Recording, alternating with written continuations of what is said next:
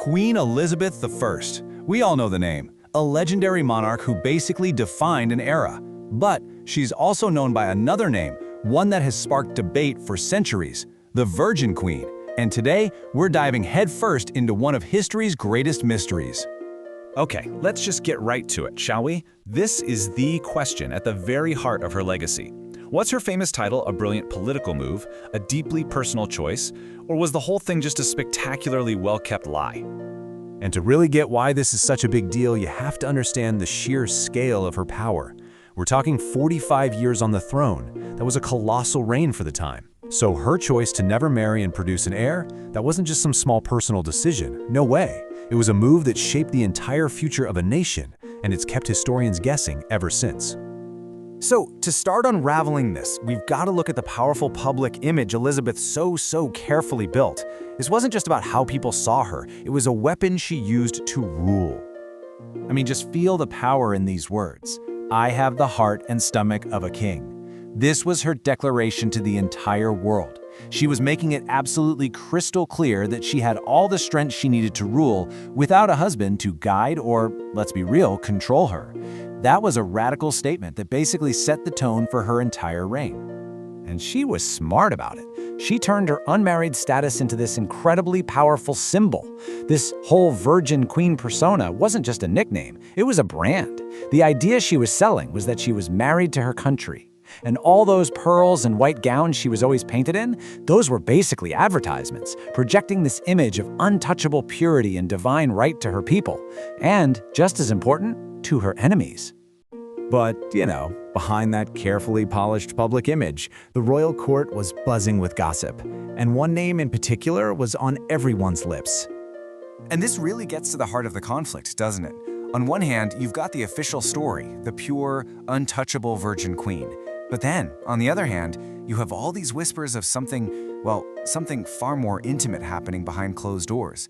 The fact that her closest male friend had a bedroom right next to hers, that was absolutely scandalous for the time. And that friend was Robert Dudley. Now, these two had known each other since they were kids, and he was her absolute favorite throughout her life. He was handsome, ambitious, and just completely devoted to her. Their connection was so obvious you just couldn't deny it, which raised the big question everyone was too afraid to ask out loud. So yeah, their unique closeness fueled non-stop speculation. I'm talking diplomats, courtiers, everyone was writing about their late-night meetings and the fact that Dudley had this kind of access to the Queen that no one else had. Everyone was wondering, did they ever cross that line from lifelong friends to lovers? But there might be another, much darker reason for Elizabeth's decision to stay single, one that has nothing to do with politics or even a secret love affair. For that, we have to look back at her really traumatic youth. When she was just a young teenager, Elizabeth went through something deeply disturbing with her stepfather, Thomas Seymour. Reports say he engaged in some really inappropriate behavior, like sneaking into her room in the mornings.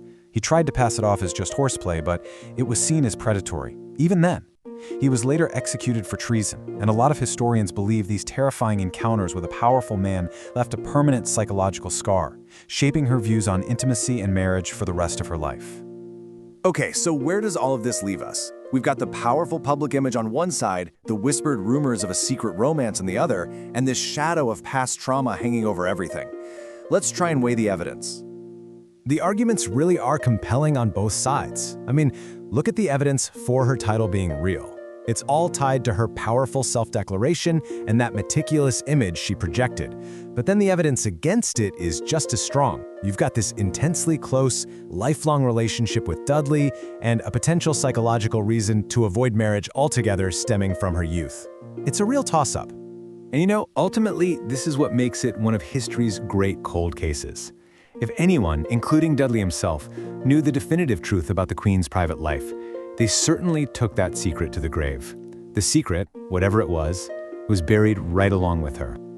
Which brings us to the final question. Was the Virgin Queen a masterful piece of political theater, a brilliant strategy to hold on to power in a man's world? Or was it a shield for a deeply personal secret, whether that was a hidden love or a hidden trauma? The truth? Well, that remains one of history's most fascinating mysteries.